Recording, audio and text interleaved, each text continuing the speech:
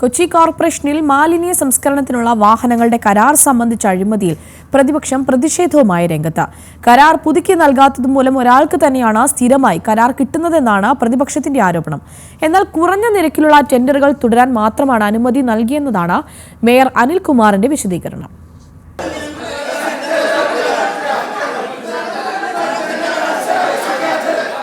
മാലിന്യ സംസ്കരണ വാഹനങ്ങളുടെ കരാറിൽ അഴിമതി നടന്നതായി ന്യൂസ് മലയാളം കഴിഞ്ഞ ദിവസമാണ് വാർത്ത പുറത്തുവിട്ടത്. ഇതോടെ പ്രതിപക്ഷം ഭരണസമിതിക്കെതിരെ രംഗത്ത് വന്നു. കൗൺസിൽ അറിയാതെയാണ് ഇത് സംബന്ധിച്ച നീക്കങ്ങൾ നടക്കുന്നതെന്നും വിമർശനമുയർന്നു.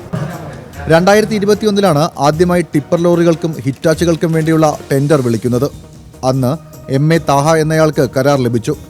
തൊട്ടടുത്ത വർഷം കാലാവധി അവസാനിച്ചെങ്കിലും അന്നത്തെ സെക്രട്ടറി കരാർ നീട്ടി നൽകി.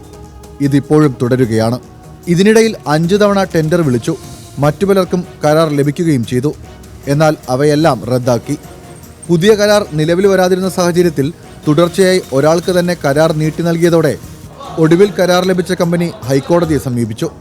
കരാർ സംബന്ധിച്ച വിവരങ്ങൾ കൗൺസിലോ കമ്മിറ്റിയോ കൂടി ചർച്ച ചെയ്ത് തീരുമാനിക്കണമെന്ന് കോടതിയും ആവശ്യപ്പെട്ടു.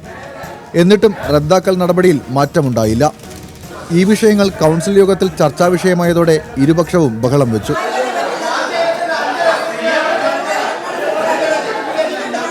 കുറഞ്ഞ നിരക്കിലുള്ള ടെൻഡറുകൾ തുടരാൻ മാത്രമാണ് അനുമതി നൽകിയതെന്നും നിയമാനുസൃതമായാണ് എല്ലാം ചെയ്തതെന്നുമാണ് മേയർ അഡ്വക്കേറ്റ് അനിൽകുമാർ വിശദീകരിച്ചത്.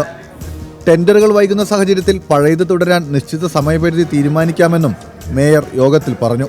എന്നാൽ മേയറുടെ മറുപടി തൃപ്തികരമല്ലെന്നാണ് പ്രതിപക്ഷത്തിന്റെ പ്രധാന ആരോപണം. കരാറുകാരനായ താഹയ്ക്ക് ആരോഗ്യ സ്റ്റാൻഡിംഗ് കമ്മിറ്റി ചെയർമാൻ അടക്കമുള്ളവരുമായി അടുത്ത ബന്ധമുണ്ടെന്നും ഇതുകൊണ്ടാണ് തുടർച്ചയായി ഇയാൾക്ക് കരാർ കിട്ടുന്നതെന്നുമാണ് പ്രതിപക്ഷത്തിന്റെ ആക്ഷേപം. അതേസമയം നിരവധി പരാതികൾ ലഭിച്ച സാഹചര്യത്തിൽ വിജിലൻസ് പ്രാഥമിക പരിശോധന ആരംഭിച്ചിട്ടുണ്ട്. ന്യൂസ് മലയാളം, കൊച്ചി.